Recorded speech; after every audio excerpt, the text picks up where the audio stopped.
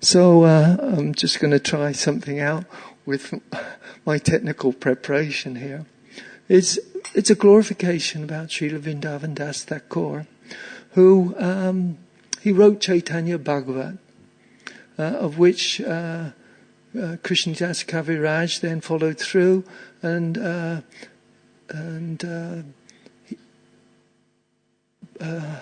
I suppose expanded in such a way that all the pastimes of Sri Chaitanya Mahaprabhu were revealed. So, but Krishnadas Kaviraj, he actually says that actually this Chaitanya Bhagavat is the foundation of this Harinam Sankirtan. It's the mercy brought to us by Lord Nityananda and his disciple, Srila Vrindavan Das Thakur. Apparently, I think he was the last disciple of Lord Nityananda Prabhu. So I'll just try my technical bit now, if it comes through. So if you bear with me, it's talking about his a brief life story.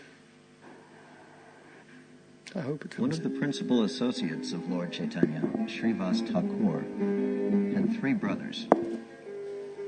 One of his brothers had a daughter named Narayani. Narayani's son was Vrindavan Das Thakur. As a result of her great piety, Narayani would get whatever remnants the Lord might leave after eating, even though she was an unschooled little girl.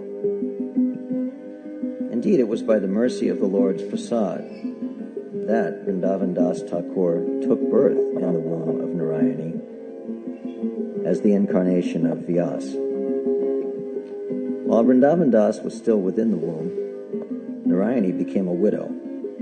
She lived in great hardship and poverty in a small room in the home of a poor Brahmin. When Vrindavan Das took his birth, it was 4 years after Chaitanya Mahaprabhu took sannyas. Vrindavan Das soon began his studies. Vrindavan Das was barely 20 years old when Mahaprabhu disappeared from this world.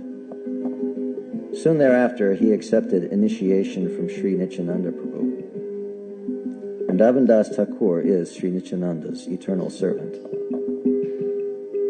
Srila Krishnadas Kaviraj, author of Chaitanya Charitamrita, has said, "O devotees, just read Chaitanya Bhagavat.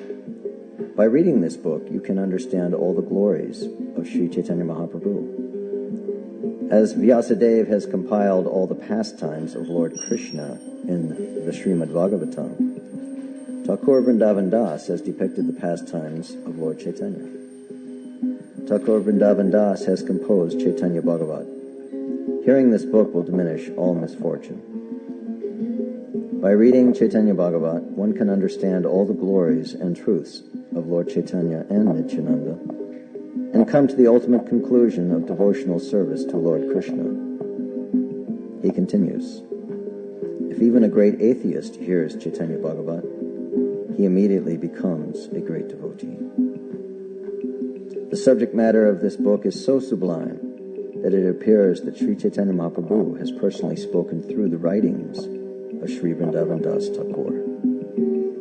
I offer millions of obeisances to the lotus feet of Vrindavan Das Thakur. No one else could write such a wonderful book for the deliverance of all fallen souls.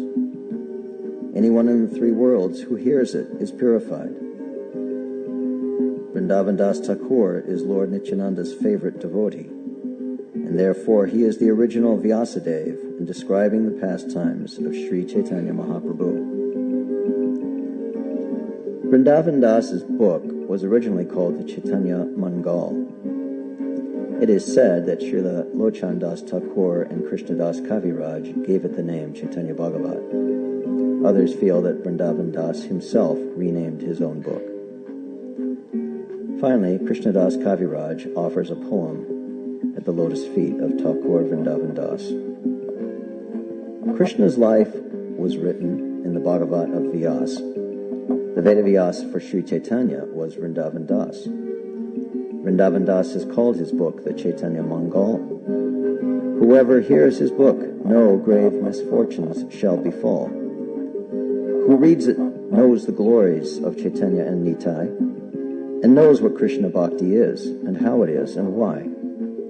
His book contains the essence of the Holy Bhagavat, and shows what Krishna Bhakti is and what Bhakti is not. An atheist who hears the Thakur's words will soon relent and join the ranks of saintly men whose souls are heaven sent. No ordinary man can sing of God as he has sung.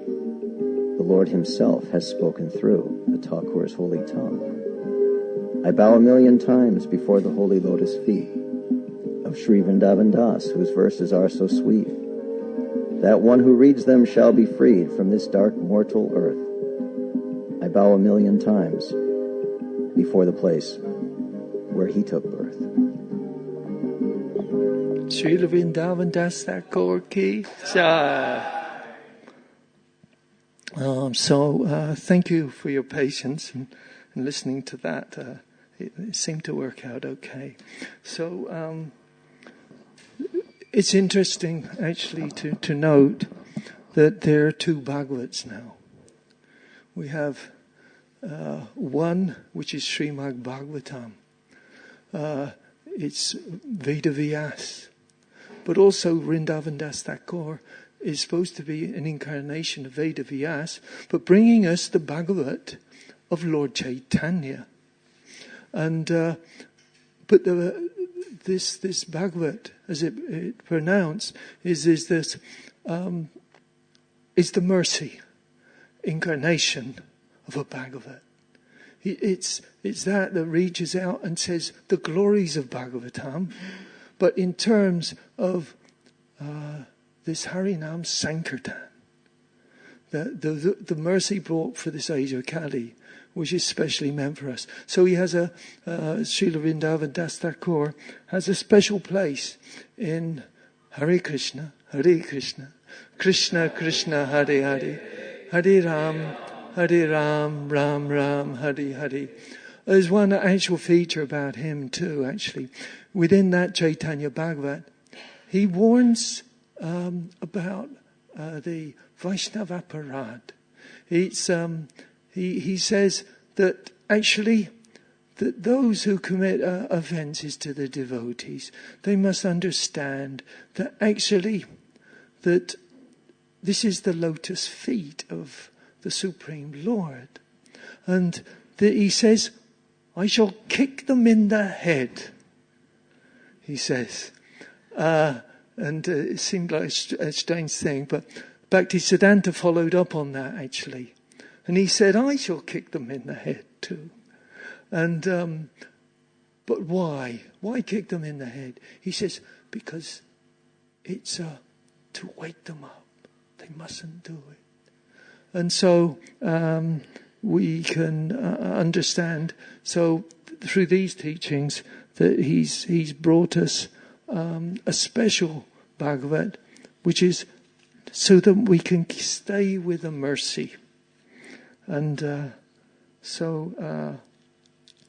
I'll just read you just a little bit of the Nityananda Astakam that he wrote, that was in glorification of Lord Nityananda.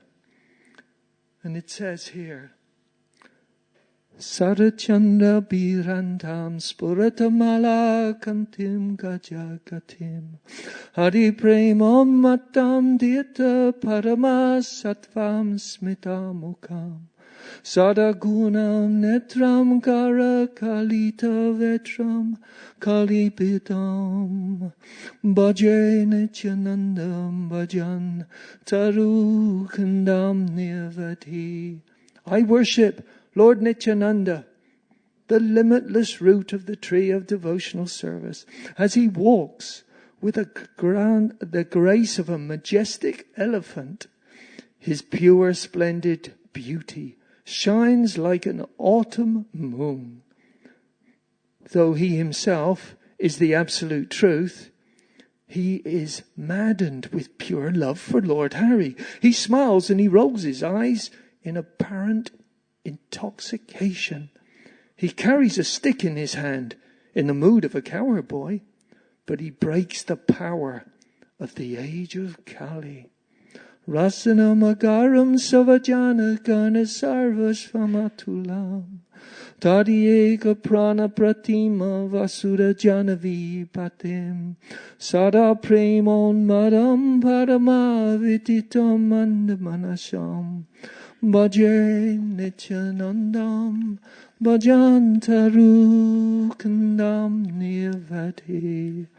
I worship Lord Nityananda, the limitless root of a tree of devotional service. He's the abode of the mellows of devotional service, and no one is compared to him. He is the be-all and end-all for his devotees, and the husband of Vasudha and Janava, to whom he is more dear than life itself. Because he is always maddened with pure love for Krishna, the foolish non-devotees, they cannot understand that he is the Supreme Personality of Godhead. Sati prestam nikilas jagatistam sukhamayam kalomaja jivo dadarna karano dadara karanam harivaya kayanava bhava jalati govananati haram bhaje nityanandam bhajan tarukandam nirvati. I worship Lord Nityananda, the limitless root of the tree of devotional service. He's very dear to the son of Sati Devi, and he's worshipped by the entire universe. Out of his great mercy, he chants the holy name of Lord Hari, thus rescuing the souls drowning in the age of Kali and crushing the pride of the ocean of repeated birth and death. Ai bharataninam Kali kalusanam kim no bhavita tata prayas chittam rachaya yatanayasana misme vrajanti tavam ititam sa bhagavata mantrayatiyo bhaje nityanandam bhajan tarukandam nirvate. I worship Lord Nityananda, the limitless root of the tree of devotional service. He said to Lord Chaitanya, "Oh brother, the people are all coming infected with the sins of Kali Yuga. How will they alone know for how will they atone, for these sins? Please give them a way that we can easily approach you." Yachistam re bharata kudu hari hari devanam manisham tato vaha samsaram puniti tarana tayo mai laget idam baho spoteratati Ratayanyaha patigraham bhaje nityanandam bhajan tarukandam nirvati. I worship Lord Nityananda, the limitless root of the tree of devotional service.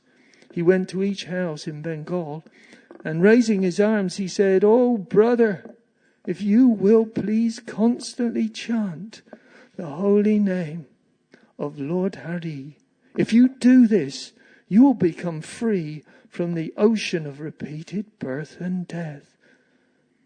So please give me this gift of your liberation." Balat samsaram buniti harana kumboda bhavamoho satam shreya sindhunanati kamuda bandhum samuditam kalashreni spurajittimara hara surya prabhamaham bhaje nityanandam bhajan tarukandam nirvati. I worship Lord Nityananda, the limitless root of the tree of devotional service.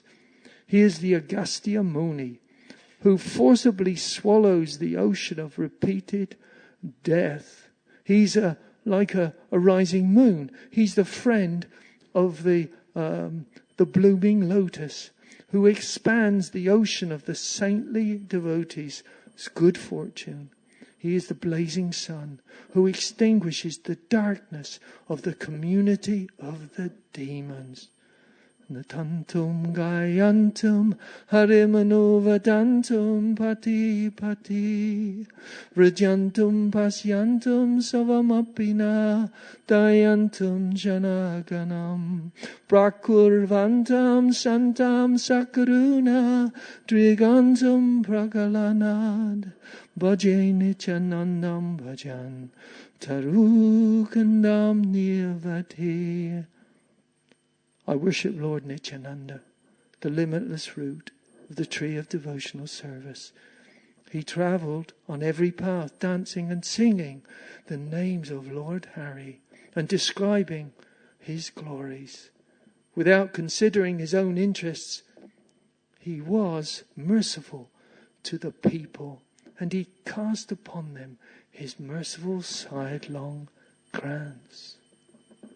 So, Subibirunam Bratu Karisajam Komalataram Mikto Vatalo Kachalita Paramananda Hirdayam Paramantum Madhyeraha Madhyantum Purajanan Bhaje Nityanandam Bhajan Tarukandam Nirvati. I worship Lord Nityananda, the limitless root of the tree of devotional service. He fondly grasped his brother, Lord Chaitanya's soft and beautiful lotus hand, and together they wandered here and there, delighting the townspeople with their sweet beauty. They both became filled with bliss. They gazed upon each other's lotus faces. Rasanamadaram rasika Parshad Vaishnavadanam Rasagaram Saram Patita Tatitaram Smarnataha Param Nityanandastakam Idamapurvam Patatiyaha Tadagrihi Divan Vabjam Spurato Tasya Hirdaye. These 8 verses glorifying Lord Nityananda are the abode of mellows of devotional service, and they are the wealth of the pure devotees, expert in relishing those mellows. All the fallen conditioned souls can get liberation just by remembering these names. These verses are very excellent, transcendental, unprecedented.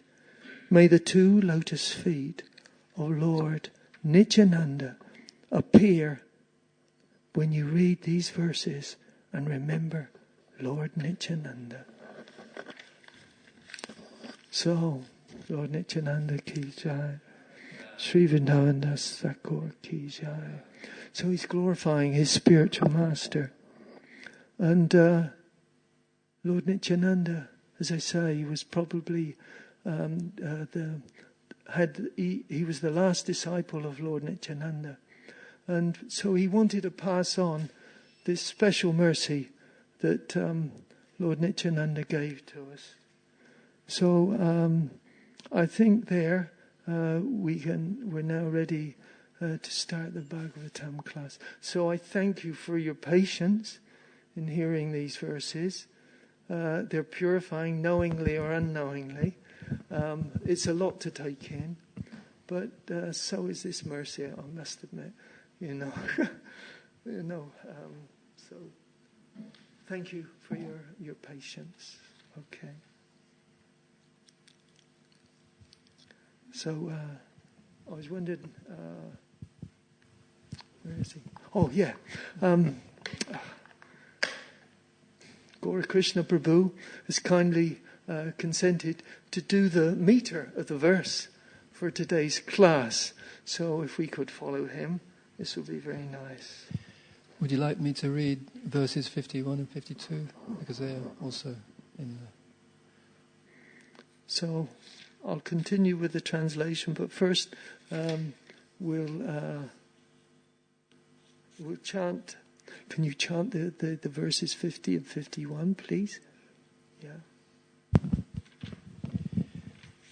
Dhritarashtra saha bratra Gandharya cha svabharyaya Dakshinena himavatta Rishinam ashramam gataha. And the translation. O king, your uncle Dhritarashtra, his brother Vidura and his wife Gandhari have gone to the southern side of the Himalaya mountains, where there are shelters of the great sages. Shrotobi saptabirya vai svaduni saptada vyadat saptanam pritayenana saptashrota prachakshate. The place is called Saptashrota, divided by 7, because there the waters of the sacred Ganges were divided into 7 branches. This was done for the satisfaction of the 7 great rishis. So, what I do, I just read through the translations of the previous 2 verses. It'll give me a sort of a better understanding too, because it was a lot to go through. I'm going to familiarize myself as well. It'll help me. But, so, here we have, it's verses 51 to 53. He says, the Lord has already performed his duty to help. Sorry, that was the previous verse, 51.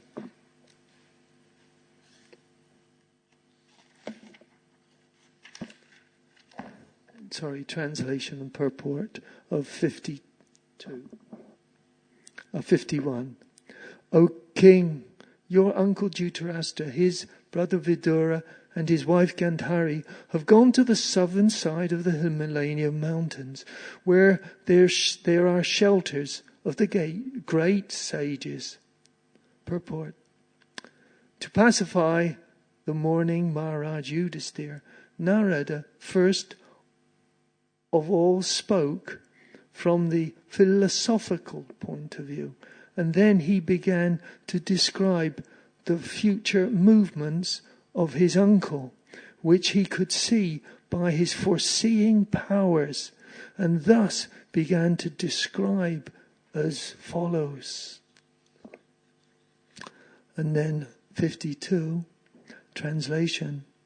The place is called Saptasrota, divided by 7, because there are waters of the sacred Ganges were divided into 7 branches. This was done for the satisfaction of 7 great rishis. Now 53.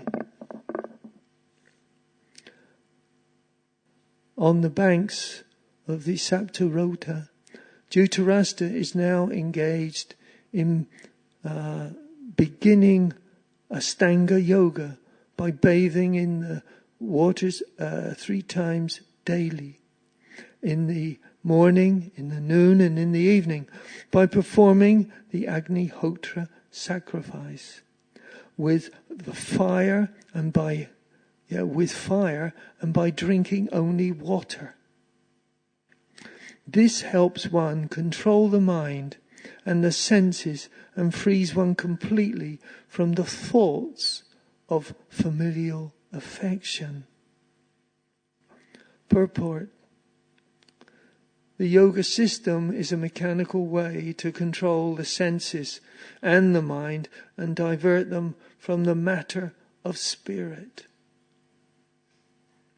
The preliminary processes are sitting in posture, meditation, spiritual thoughts, and manipulation of air within the body, and gradual situation in trance, facing the absolute person, Paramatma. Such mechanical ways of rising to the spiritual platform prescribe some regulative principles of taking a bath 3 times and fasting as far as possible, sitting and concentrating the mind on spiritual matters, and thus gradually becoming free from vishaya or material objectives. Material existence means to be absorbed in the material objective, which is simply illusory. House, country, family, society, children, property, and the business of some of the material coverings of the spirit, Atma. And the yoga system helps one to become free from all the illusory thoughts that gradually turn towards the absolute person and Paramatma. By material association and education, we learn simply to concentrate on flimsy things. But the yoga process is forgetting them altogether. Modern so-called yoga and yoga systems manifest some magical feats.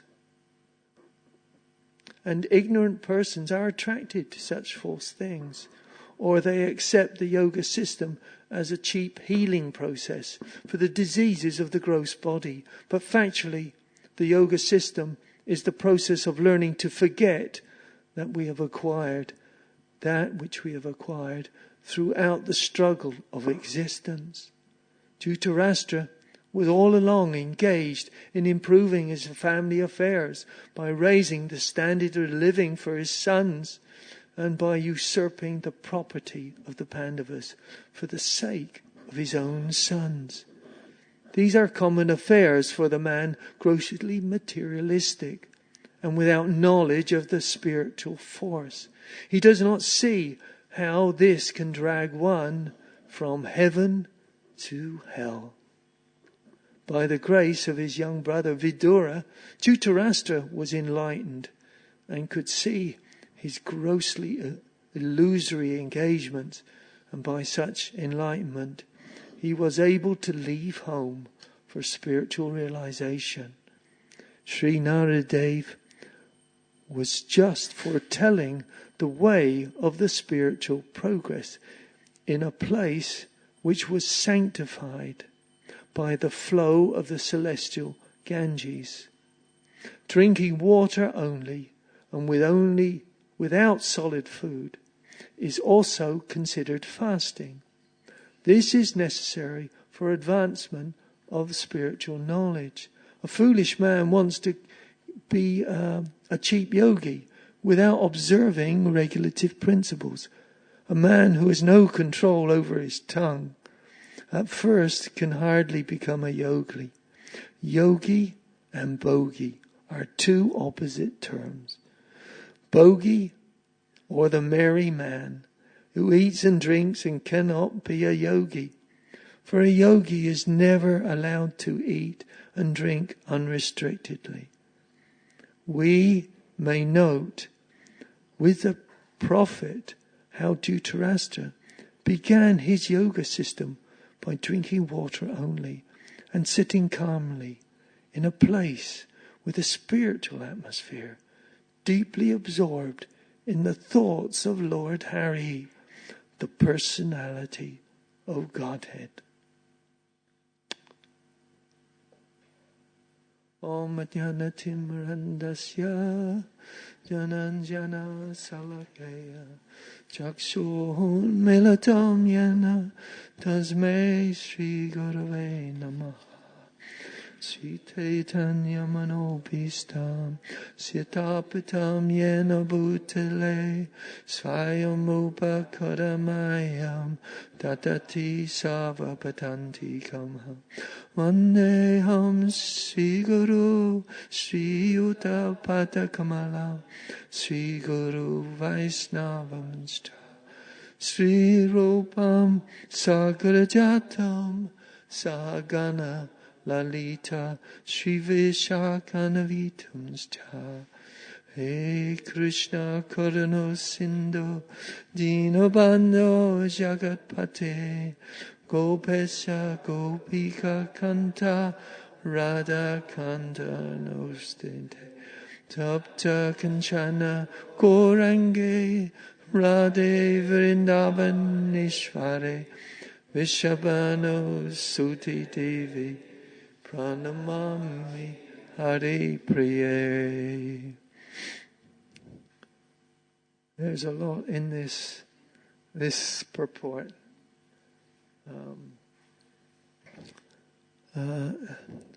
Narada is an amazing personality, and he spreads mercy, and you never know exactly how this mercy is going to come from Narada.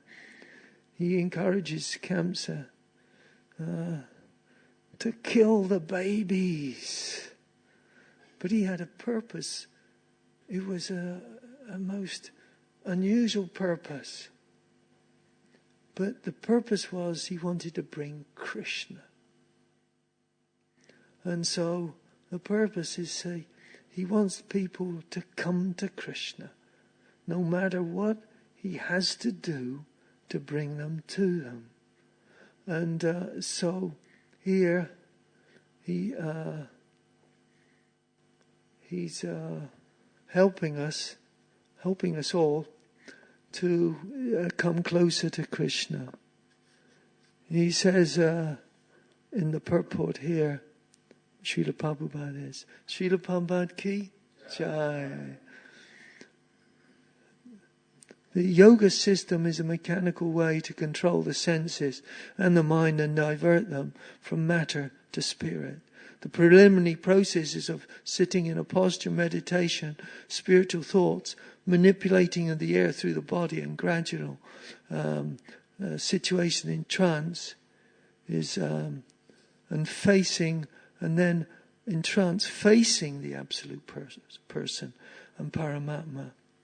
Such mechanical ways of rising to the spiritual platform prescribe some regulative principles for taking a bath and 3 times daily, and fasting as much as possible, sitting and concentrating the mind on the spiritual matters.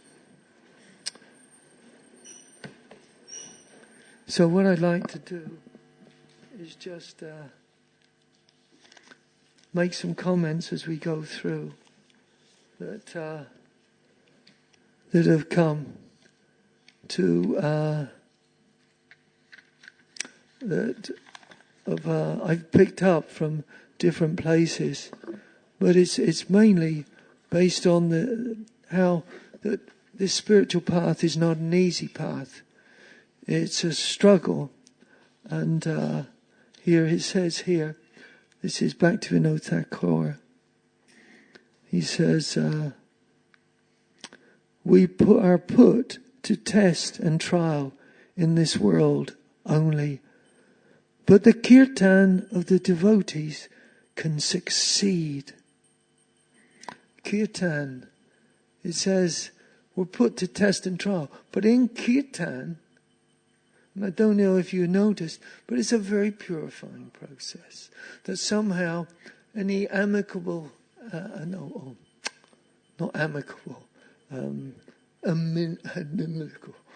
thoughts they somehow disappear. That somehow this process of the chanting of the holy names congregationally that purifies us all. And is the magic, it's a medicine for us all. And he says here, it's sort of a reality. There's no peace or happiness in our worldly life. Circumstances, they create turmoil and annoyance. But chant the Maha Mantra loudly with attention. This will drive away all the inertia of the worldly evils and pests. So, he says, we have to chant the Maha Mantra. This gets rid of the worldly pests, and that are going to be with us for the rest of our lives, actually. And then he says, life is for the glorification of the topics of Hari. If that is stopped, then what is need to carry on life? Physical illness with Hari Bhajan is preferred to physical fitness without Hari Bhajan. Interesting, isn't it? that somehow we are attracted by the physical fitness. It has to be there. But only in association that it will somehow facilitate us in some way in creating a healthy prospect within ourselves. Physical fitness, I'm having to take medication at the moment. And I'm not happy with this sort of medication. It's antibiotics. And not only that, it's got certain animal foodstuffs in it. But somehow or other, I'm trying to get well for a purpose which I don't know about. But I know that this purpose is basically to spread the holy names around as best we can to everybody, as Srila Vrindavan Das Thakur wanted to do with this wonderful Chaitanya Bhagavat. He wanted to share this mercy of the holy names. And also, but Mother Kalangana, nice picture over there, if you can see her. She was my Shiksha Guru here. And we put on her Nitya Seva. It's a quote from Prabhupada. And it's from the Transcendental Calendar. It says, if death takes place, let it take here. This is Prabhupada speaking about himself in Vrindavan in the last days. He says, whatever I have had to speak, I've spoken in my books. Now you try to understand it and continue your endeavor, whether I am present or not. It doesn't matter. As Krishna is living eternally, similarly, the living being also lives eternally. But one who has done service to the Lord lives forever. So you've been taught to serve Krishna, and with Krishna we'll live eternally. Our life is eternal. A temporary disappearance of this body, it doesn't matter. Body is meant for disappearance. So live forever by serving Krishna.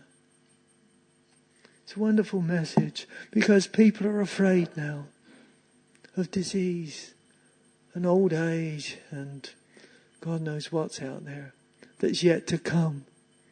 But Prabhupada is saying, live forever now. In this moment, and whatever we've been given by Him as the pure devotee of the Lord, just giving us His mercy and sharing it. But He says that you don't need to worry if I'm not here, or it's still there. It's eternal, and it's an eternal prospect that we should look to. And it says here, we've gone through Astanga processes here, and this is what Dhritarashtra is having to do. But it's by the mercy of his Guru, and he's being brought to a place where he can think peaceably and not be distracted from his life. But in this day and age, where is this peaceable place? What's happening? But the peace is actually what we look for is in the Harinam Sankirtan. This peace that we've been given as a special mercy. And the Chaitanya Bhagavat gives this peace. It purifies it. He says it purifies all the fallen souls who just hear this Chaitanya Bhagavat.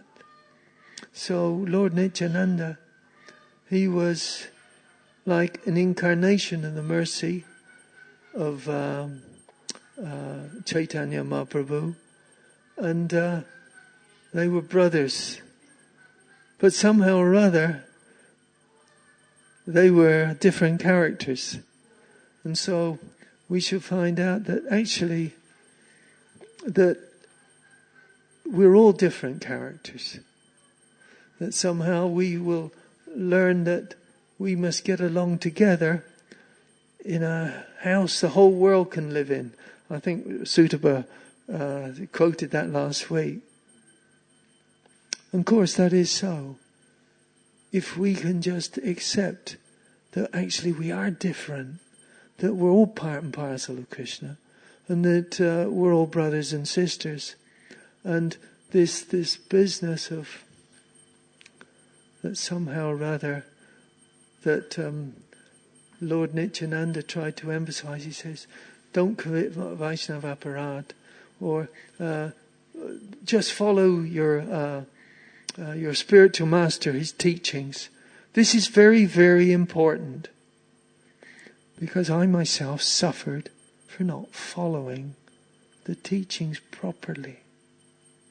I didn't hear what was said to me, and I didn't realize the serious nature of the business, how Guru's instruction is the most important thing than my impression of things, that my, I could say, modes of material nature, which were controlling me in such a ridiculous fashion that I committed so many offenses, actually. And so I bear with you, and I ask you to say, beware. Beware of this thing that we do need to sleep. I thought I didn't need to sleep. But I did, and that was my instruction from my spiritual master. If anybody says you've had a spiritual master's instruction to sleep more, and they'd say, great, let me have it. But I was so uncontrolled, actually, by a mode of passion. It caused so many offences, actually. And because I didn't follow Guru's instruction, one thing led to another. And I was trapped. And I trapped myself. So it's with great regret that I have offended people, and so many as well, during that period of time. And also offended the instruction of my Guru Maharaj, which I deeply apologize for and regret, and hope that one day that I can be of some use to him, that in the future that there's something waiting there for me, and that I should be patient, that somehow I can't see what's going to happen. You know, it seems like all I see at the moment is a very short time left. And so I must make the most of it and not waste it in thing. And what I say to you, and another thing was, those who were burning the candle at both ends and not taking rest, beware. You don't know what you're bringing upon yourself. Because eventually the physical nature cannot bear it. I've started losing my memory of things. My memory from maybe 5 seconds ago. Somebody asked me to do something. I've forgotten what they asked me to do. And it's very disconcerting. So they have to remind me almost within a few seconds of them actually telling me something. So beware. It'll creep up on you if you don't take adequate rest. And you think you're okay. Your health, your body is, you think, coping with it, but it's not. So beware. It's a creeping disease. It's something that says, I'm the doer. it says I'm the doer, that I know best. No, we have to have a healthy mind and intelligence. So don't ignore that you need rest too. You're not yogis in that way. We're not going to the Ganges. We're not going to be isolated. We're with each other. And that's our strength. We're, from Sutapa's last week's class, it gave me some inspiration that I was being lazy, that I wasn't pushing enough for this connection to Guru. It gave me that understanding that somehow I must find out what he wants. I must. So, I don't know if I could speak anymore. It's now 8:30. And, but it's just a message that I wanted to convey, by way of confession, really, And they say confession's good for the heart, but, I pray it's like Prabhupada, he's saying here, the body is temporary. It doesn't matter. It's meant for the disappearance. So live forever by serving Krishna. And that's what we want to do. Live as long as possible serving Krishna. It does matter if we lose the body prematurely, because we may have regrets or something like that. But don't give it the significance that it may not deserve. Krishna's going to take us in his time, that's for certain. So he says, don't worry. He says, live forever by serving Krishna. It's a good message, isn't it? Jai. Srila Prabhupada ki Jai. Okay, any comments, questions?